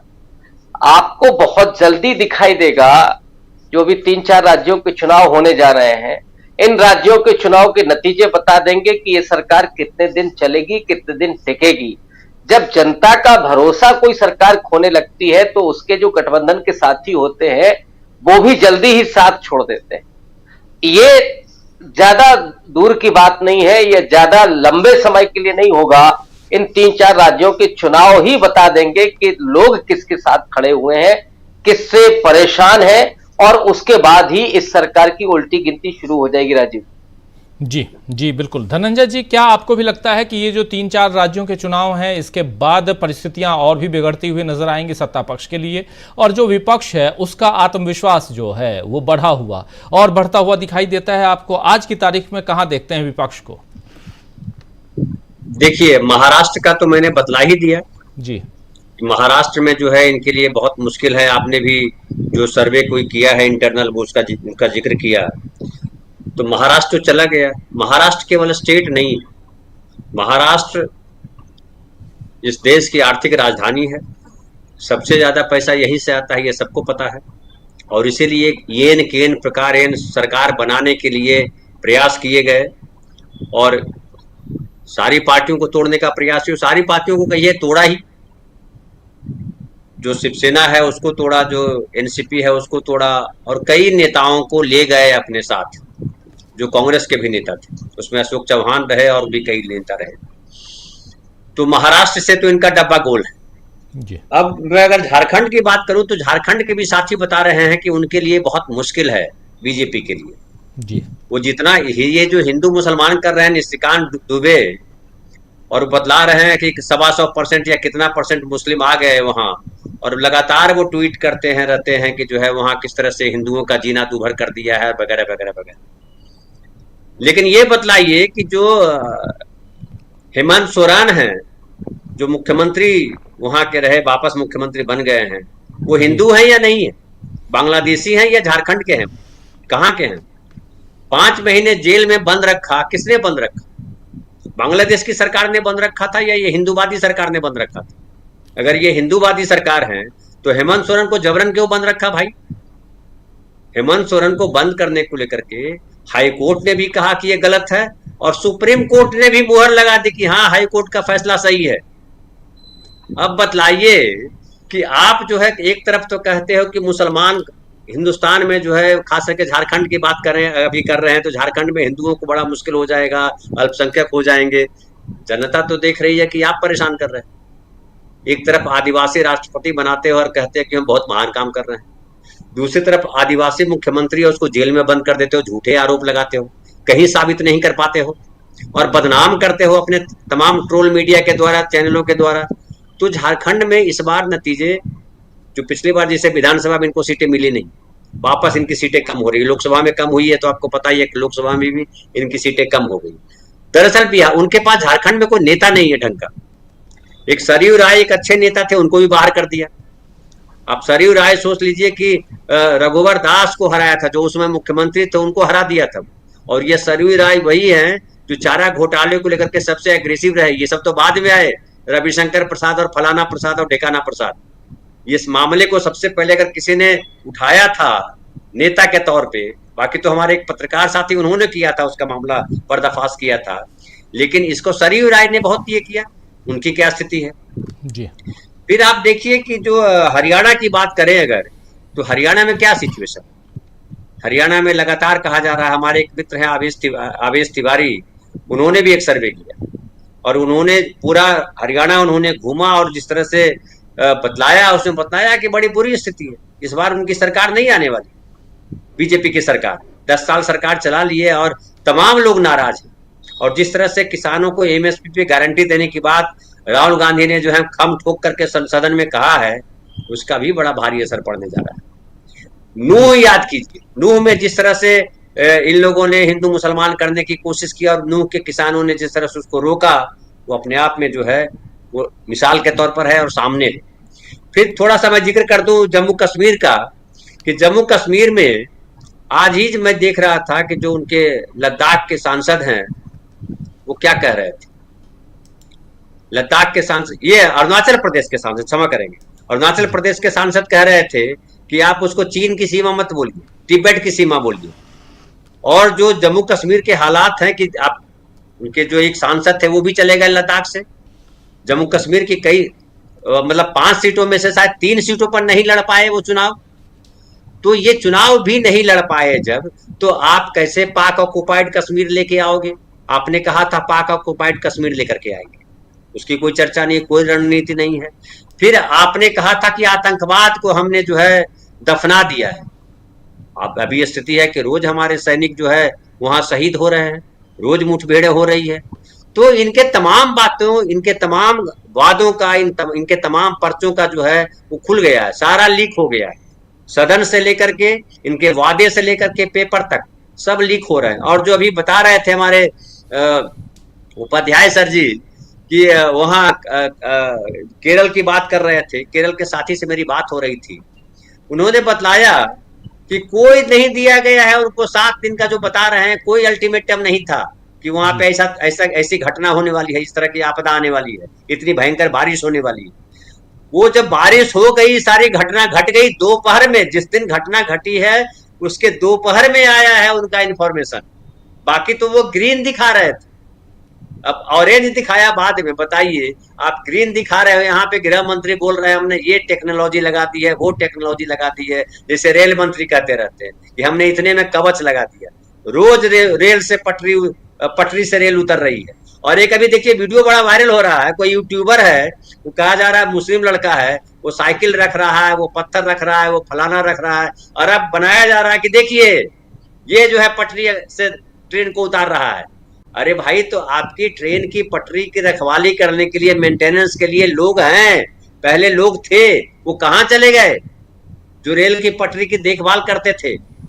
तो ये तमाम मोर्चों पर फ्लॉप है। और रेल मंत्री जी चिल्ला रहे हैं, अरे आप अपना बताइए ना शांति से कि भाई हम क्या कर रहे हैं, क्या कर सकते हैं, क्या और होना चाहिए, इसका जिक्र कीजिए। आप यूपीए ने क्या किया, आज रेलवे इतने लोग, अब शुरुआत में भाषण अगर सुने होंगे उनका, उन्होंने कहा कि आज रेलवे इतने लोगों को ढो रही है, रेलवे जो है गरीबों के लिए ट्रेन है। अरे भाई, गरीबों के लिए ट्रेन है सबको पता है। आपने गरीबों के लिए क्या किया? तो आपने किया कि जो बुजुर्ग लोग थे, जो जिनको रियायत मिलती थी, वो बंद कर दिया। आपने ट्रेन के भाड़े बढ़ा दिए, आपने जनरल और स्लीपर क्लास कम कर दिए। तो तमाम चीजें हुई, जो परिस्थितियां दिख रही है वो तो खिलाफ दिख रही है, आपके गुस्सा करने से थोड़े होगा। आप बतलाइए कि ऐसी स्थिति क्यों है? तो मतलब हर मोर्चों पर जवाब देने में फ्लॉप है, वो चाहे रेल मंत्री हो, चाहे प्रधानमंत्री हो, चाहे वो हलवा बांटने वाली मंत्री हो, चाहे सांसद हो। अब लेकिन झूठ से पर्दा फट गया पूरी तरह से कि ये पूरा फेंकने वाले हैं, पूरा झूठ बोलते हैं, हर जगह झूठ बोलते हैं, जहां मौका मिलता है वहीं झूठ बोलते हैं। ये देश की जनता को पता चल गया। जी बिल्कुल आप सही कह रहे हैं। जरा आना चाहता हूं डॉक्टर दीपक पाचपोर जी आपके पास। दीपक जी, क्या आपको भी लगता है कि विपक्ष जो है वो यहाँ लीडिंग पोजीशन पे है जहां पर सत्ता पक्ष को होना चाहिए?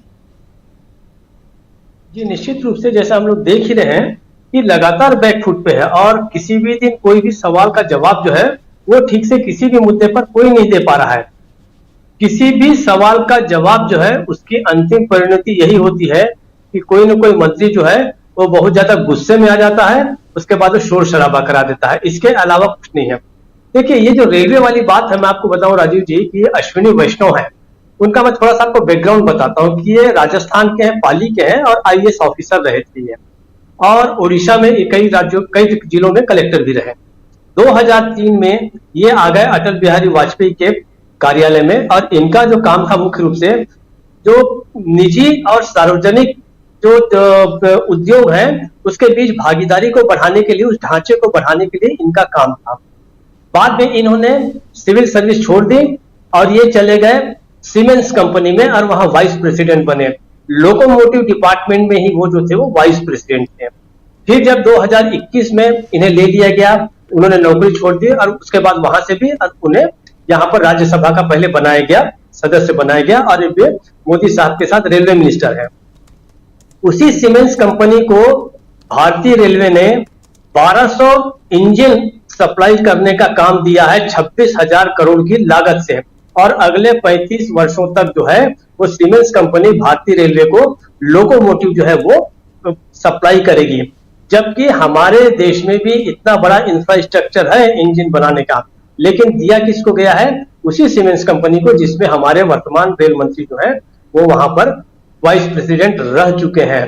तो अब आप ये समझिए कि किस प्रकार से जो है तमाम बड़े बड़े कंपनियों की जो जिसको हम कहते हैं कि किस अंदरूनी स्तर तक वो पहुंचे हुए इस कैबिनेट में। इसीलिए इतने एक्सीडेंट्स जो हो रहे हैं उसके बावजूद जो है रेलवे मंत्री को नहीं हटाया जा रहा है। वरना आप इसी देश ने देखा है कि केवल एक बड़ी दुर्घटना होने पर लाल बहादुर शास्त्री जैसे व्यक्ति ने इस्तीफा दे दिया था, और जहां तक मुझे ऐसा याद आ रहा है कि एक बार शायद नीतीश कुमार ने भी ऐसी पेशकश की थी जब वो रेल मंत्री थे, हालांकि उन्हें मना लिया गया था। तो परंपरा है हमारे यहाँ, अगर आप कम से कम चलिए आप इस्तीफा मत दीजिए, क्योंकि आप कह चुके हैं कि भारतीय जनता पार्टी में इस्तीफे नहीं होते और मंत्रिमंडल में भी ऐसे इस्तीफे नहीं होते, लेकिन आप सुधारने के लिए क्या कर रहे हैं, क्यों लोगों की जान के साथ खेल रहे हैं, ये बिल्कुल नहीं पता। इस ऐसे ही जैसे हम बात कर चुके हैं, बजट में क्या है, बजट में कुछ भी नहीं दिया गया। मध्यम वर्ग लोगों के लिए रेल सबसे मुफीद पड़ती है क्योंकि वो सबसे सस्ता ट्रांसपोर्टेशन का मोड होता है, लेकिन वो नहीं दिया गया है। दूसरा देखिए, अनुराग ठाकुर का गुस्सा, या उन्होंने जो जिस प्रकार से जाति पूछी, भाई आप राहुल गांधी की जाति से मतलब नहीं है, किसी की भी कोई भी जाति हो उससे फर्क नहीं पड़ता। उनकी मां जाति गणना की है, उन्हें यह नहीं बताना कि मैं किस जाति का हूं, आप किस जाति के हैं या कोई और किस जाति का है। ये जो है उदारता जो है वो बिल्कुल नहीं है। और दूसरी बात यह है कि आप जातिवादी जो आपके दिमाग में जो बैठा हुआ है, एक जो जिसको हम कहते हैं कि नफरत का भाव है अन्य जातियों के लिए, विशेषकर निचली जातियों के लिए। मैं राहुल गांधी के बारे में जो होता है कि इनकी जाति क्या है, इनका धर्म क्या है, ये लंबे समय से चर्चा चल रही है। मैं एक ही उदाहरण के साथ खत्म करूंगा राजीव जी, इनका स्तर जो है वो क्या है। अभी एक नारायण सुर्वे करके एक बहुत बड़े कवि हुए थे मराठी साहित्य के, बड़ी मजेदार घटना है ये। देखिए, सुर्वे जो थे वो अनाथ थे, उनके माता पिता कौन थे कोई नहीं जानता। वो खुद कहते हैं कि मेरा सरनेम जो है सुर्वे है भी क्या नहीं मैं नहीं जानता, शायद जिन्होंने मुझे पाला उनका सरनेम सुर्वे था। 2010 में उनका निधन हो गया। तो रायगढ़ नाम की एक जगह है महाराष्ट्र में, उनके घर में चोरी हुई क्योंकि उनका लड़की और दामाद कहीं गए हुए थे। उस चोर ने सारा सामान बटोरा चोरी कर लिया। जब उन्हें देखा मकान खाली है, अगले दिन फिर आया। फिर उन्होंने जब देखा कि नारायण सुर्वे जैसे कवि का घर था, उसने सारा सामान वापस रखा और एक वहां पे चिट्ठी छोड़ी और ये कहा मुझे बड़ा पछतावा है इस बात का। ये रिकॉर्ड पे है, ये पुलिस में कंप्लेंट है ये, और ये 17 जुलाई की घटना है। और उसने ये कहा मैं नहीं जानता था कि ये मकान जो है ये महान कवि सुर्वे का मकान था, अगर मैं जानता तो चोरी नहीं करता। हालांकि पुलिस उसे ट्रेस नहीं कर सकी है। अब वो चोर का स्टैंडर्ड ये है और हमारे एक मंत्री रहे, एक सांसद रहे व्यक्ति का स्तर ये है कि आप अपने ही सहयोगी, चाहे वो विपक्ष का नेता हो, लेकिन है तो सदन के अंदर आपका सहयोगी ही है, तो आप उसकी अगर जाति पूछते हैं 21वीं सदी में, जब तमाम तरह के बंधन जो है उसको शिथिल किया जा रहा है, तोड़ा जा रहा है और हम एक उन्मुक्त और उदार समाज बनाना चाहते हैं, तो आप किस प्रकार से आपका स्तर क्या। तो मेरा ये कहना है कि उस नारायण सुर्वे के घर में चोरी करने वाले चोर से भी आपका जो स्तर है वो गया गुजरा है। राजीव जी, ये तमाम जो चीजें हैं ये आपकी उलझन बताती है कि आप विपक्ष के तमाम तरह की घेराबंदी से ऐसे फंस गए हैं कि आपको कहीं भी निकलने का रास्ता नहीं मिल रहा है। ये सारा आपकी जो है आपकी सबसे बड़ी झंझट जो है यहाँ पे शुरू होती है और विपक्ष लगातार हावी होता जा रहा है। राजीव जी। बिल्कुल बिल्कुल आप सही कह रहे हैं कि कहीं ना कहीं उलझन है, और ये इसीलिए तो हम लिख भी रहे हैं कि विपक्ष के एजेंडे में कैसे उलझ गई है सरकार। जरा क्लोजिंग कमेंट के लिए आना चाहता हूं अमलेंदु उपाध्याय जी आपके पास। अमलेंदु जी, कैसे देखा जाए, कैसे मानते हैं आपकी उलझी हुई ये सरकार, और आगे आने वाले समय में सुलझती हुई सरकार तो दिखाई नहीं दे रही? राजीव जी, मुझे लगता है कि उलझी हुई तो सरकार है, सुलझती भी नहीं दिखाई दे रही है। और शायद ये जो उलझन है राजीव जी, इसको मोदी जी और बढ़ाना भी चाहते हैं। ऐसा भी कुछ समझ में आता है कि उलझन और बढ़े, क्योंकि उनके क्रियाकलाप जो है वो इसी तरफ इशारा कर रहे हैं कि ये उलझन बढ़े, ताकि भारतीय जनता पार्टी के अंदर भी लोग उलझते जाएं एक दूसरे से। और ये प्रक्रिया राजीव जी मुझे लगता है वहाँ शुरू हो गई है, वहाँ लोग उलझना शुरू हो गए। उत्तर प्रदेश का जो मसला सामने आया राजीव जी, वो गंभीर मसला है बड़ा, कि सरकार लेकर के आती है कानून, और उस कानून के विरोध में 2 विधायक जो है वो खड़े हो जाते हैं जी, और खुलकर के उसका विरोध करते हैं, और विपक्ष उन विधायकों का साथ देता है। तो यानी जिस तरीके से भारतीय जनता पार्टी की अंदरूनी चीजें चल रही हैं वो भी सब ठीक ठाक नहीं है, और अंदर भी उलझन बढ़ती जा रही है। विपक्ष का एजेंडा अपनी तरफ है, विपक्ष के एजेंडे में तो उलझ ही रही है सरकार, लेकिन जो अंदर की चीजें हैं उसमें भी भारतीय जनता पार्टी जबरदस्त तरीके से उलझती चली जा रही है। मणिपुर में उसका विधानसभा का सत्र होता है राजीव जी, और भारतीय जनता पार्टी के ही कुकी विधायक जो हैं वो उस सत्र में हिस्सा नहीं लेते हैं, ये खबरें भी आ रही हैं। तो आप समझ सकते हैं कि कितनी उलझती जा रही है ये सरकार अपने ही कुकर्मों में। इसको आप इस तरीके से देख सकते हैं। विपक्ष तो जाहिर सी बात है कि वो इसको उलझाने के लिए अपने दांव चलेगा ही, और विपक्ष का काम ही है इसको उलझाना। राहुल गांधी ने जिस तरीके से कहा कि जो चक्रव्यूह बुना गया, उस चक्रव्यूह में 6 लोग थे, वो 6 लोग उन्होंने बताए, तो वो 6 लोग वो थे राजीव जी, वो राहुल गांधी ने जिनका चक्रव्यूह तोड़ दिया गया था। 7वें चक्रव्यूह पे अभिमन्यु मारा गया था, लेकिन राहुल गांधी ने कहा कि आप इस जनता को मार नहीं पाएंगे, जनता आपका चक्रव्यूह तोड़ेगी। यानी कि जो महाभारत में 6 चक्रव्यूह 6 द्वार थे वो टूट गए थे, और 7वें पे अभिमन्यु मारा गया था। लेकिन ये जो महाभारत है, ये जो कौरवों की सभा में दुर्योधन को लेकर के आया गया था और जाति पूछी गई थी, उस कौरवों की सभा में आप अभिमन्यु को मार नहीं पाएंगे। अभिमन्यु जो है ये 7वां द्वार भी तोड़ेगा, और ये अभिमन्यु इस देश की जनता है, ये बता दिया गया है। तो इसलिए ये सरकार निश्चित तौर पर उलझती जा रही है, विपक्ष के एजेंडे में भी उलझ रही है, और अपने भी बुने जाल में स्वयं फंसती जा रही है। बिल्कुल बिल्कुल, अपने ही बुने जाल में कैसे फंसती जा रही है मोदी सरकार, एनडीए की सरकार, ये बता रहे थे हमारे साथी अमलेंदु उपाध्याय जी। इस चर्चा को यहीं समाप्त करने की इजाज़त चाहता हूं। बहुत बहुत शुक्रिया अमलेंदु जी आपका, डॉक्टर प्रकाश हिंदुस्तानी जी, डॉक्टर दीपक पाचपुर जी, धनंजय कुमार जी, और साथ में जुड़े थे प्रोफेसर रविकांत जी। आप सबका बहुत शुक्रिया, बहुत धन्यवाद। आप तमाम साथी जो हमारे साथ बने हुए हैं, आप सबका भी बहुत बहुत शुक्रिया अदा करता हूँ। संजीव सैनी जी हमारे साथ हैं, फजल अली जी हैं, ज्योति हमारे साथ हैं, और घनश्याम जी हैं, माही यादव जी हमारे साथ बनी हुई हैं, देवेंद्र चटर्जी जी हमारे साथ बने हुए हैं, ऐसे तमाम साथी, और शंभुनाथ जी बने हुए हैं, श्री किरण जे भी हैं हमारे साथ में, देवेंद्र चटर्जी जी गुड नाइट लिख रहे हैं, और दीपक परब साहब थैंक्स लिख रहे हैं, आपको भी थैंक यू, और बंशीलाल धोलपुरिया जी भी हमारे साथ